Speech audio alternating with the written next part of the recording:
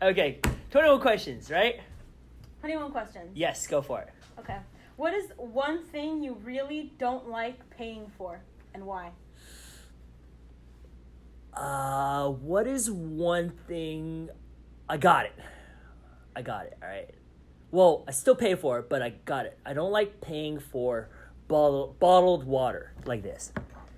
Like bottled water. I just, I mean, I refill like those big gallon containers and stuff like that, but I just can't get myself to pay for like a single-use individual bottle of water. I just feel like,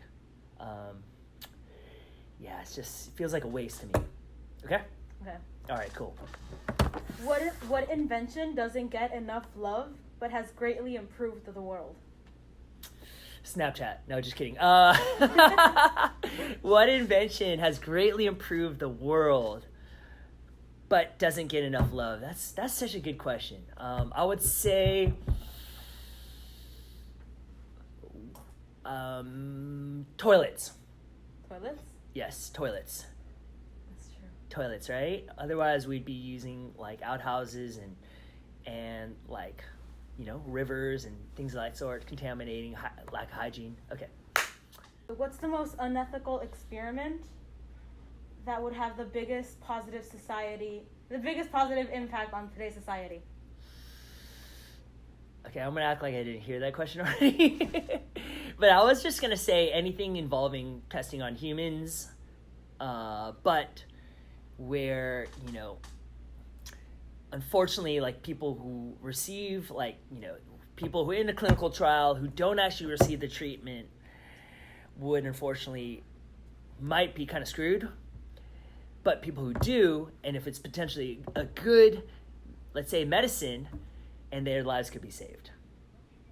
I know it's kind of vague, but yeah, it's a great question. I would have to think about it more though. Okay. If you had a PhD in another subject that wasn't chemistry, if they gave you that PhD, but you have no knowledge on what chemistry is or how to do chemistry, what would it be? What would this new PhD be? Oh man, that's such a good question. I think it would be. Can it be in science still? Yeah, Okay. just not chemistry. I think it would be on something involving the environment.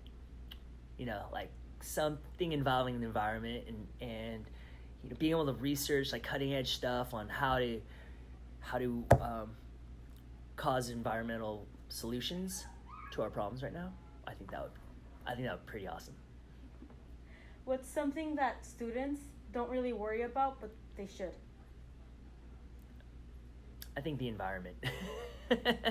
I'm not saying not all do, but all don't. But I think we should all, especially younger people like you guys. That's the world, the earth that you guys are inheriting right now. Is that like we see tons of just. I mean, no one's perfect, right? But just in terms of like tons of just things that we could change, little things we could change, that could collectively cause a big positive effect. Do you think that children born today would have a better or worse lives than their parents? I think it goes both ways. How so? It goes both ways. One way is tougher life in terms of potentially, like, let's say in 20, 30 years, maybe more and more, we're going to see more and more effects of environmental problems, and that could lead to more challenging lives. However, there's also going to be like more and more opportunities for people as well. Well, I'm optimistically saying this, right? Like, whereas let's say just even opportunities for minorities and opportunities for women that might not have been there 30 years ago when your parents were growing up. So I see it kind of goes both ways. And then also another challenge that might make it harder for kids like yourselves growing up are just increased level of competition, where it's harder to get into college, it's harder to buy a house, it's harder to, there's just more competition, more opportunities, but more competition at the same time. So we'll see what happens with that. Okay. What TV show character would be the most fun to change places with for a week?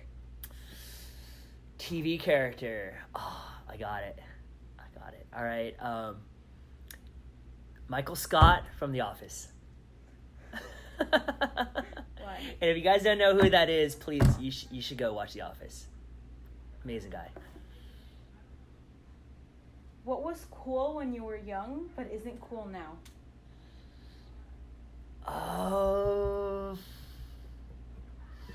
I think okay, I got it. Wearing really, really baggy pants. Like wearing let's say your waistline is size 30, 32 or something, and then you buy pants that are like size 40, and then you wear and you just have a really big belt, and then your pants sag to your, halfway down your, body. That was, that was cool back in high school. I mean, kind of cool. If magic was real, what spell would you try to learn first? Healing.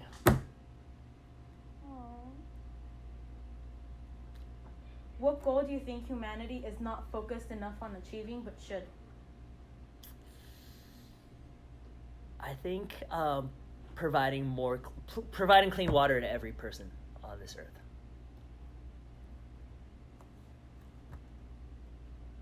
What's the craziest conversation you've ever overheard?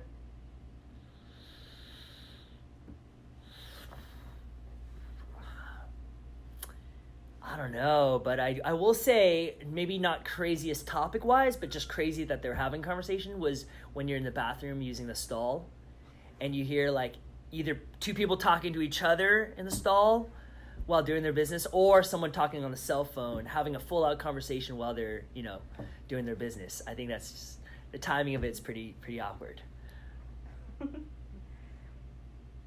What outdoor activity haven't you tried but would like to? Oh man, dang, you guys have such good questions. I would say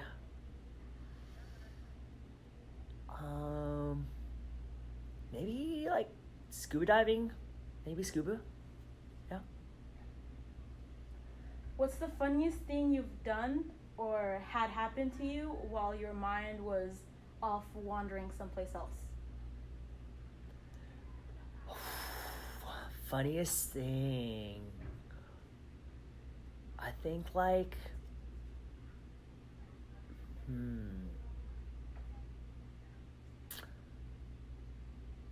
maybe walking into the women's restroom by accident when I was just totally in a different zone, and I was just walking and I'm oh, and then you realize it, right? And then you just, oh my gosh, you just walk out. You're yeah, it's pretty embarrassing. If you were given $5 million to... It wasn't on purpose, by the way. It was not on purpose. If you were given $5 million to open a small museum, what would the museum be about? I think it would be about... museum.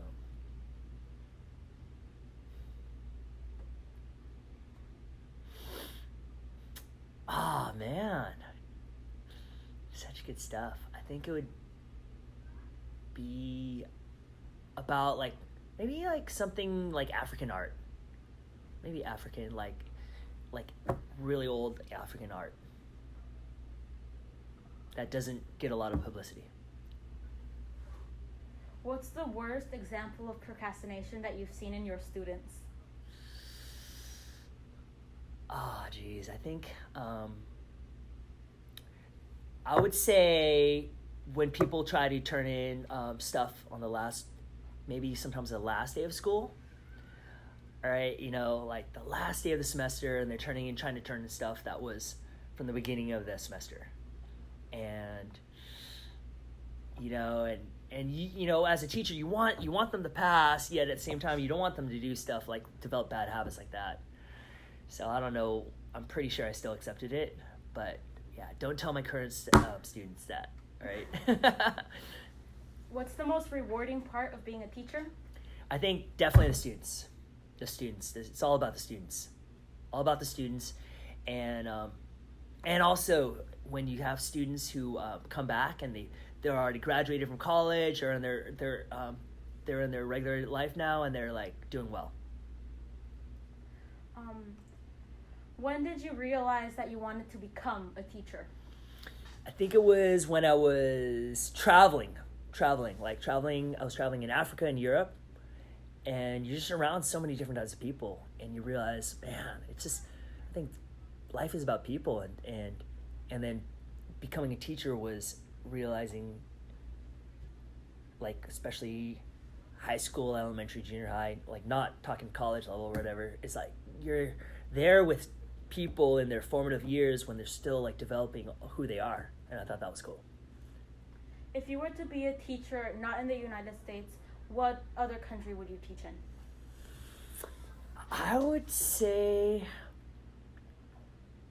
I don't know, like probably maybe somewhere in Africa. I think I've always wanted to do that. What's some insider knowledge that only people in your line of work have?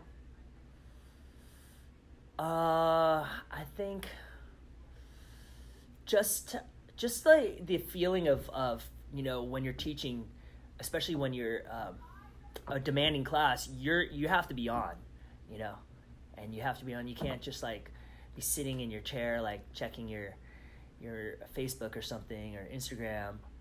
You have to be on 100%, and the students require your 100% attention. And I think that, I'm not saying other jobs don't have that, but I'm saying I do know a lot of jobs, they'll be at their desk and could be doing multiple things. They could be doing personal stuff while they're doing their work, and we, at least while teaching, we can't do that.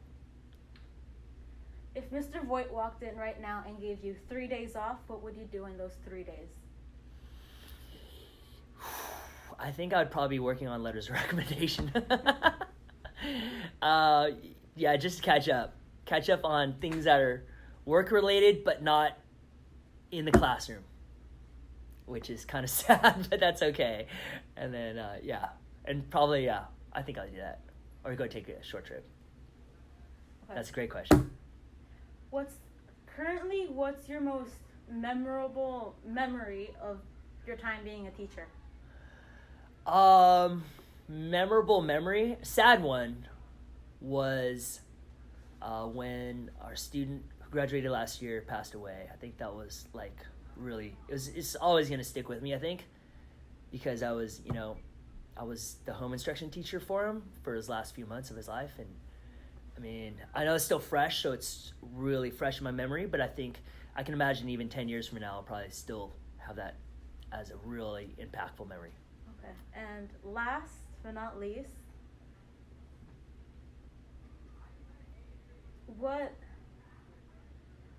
how did you meet your wife, and why do you love her? Well, that's a good story. Do you want the real story or the fake story? Real story. Okay. Actually, we met online. All right. But the funny thing is, we actually had mutual friends even before that. And my one friend was trying to set me up with her before I met her through online, right?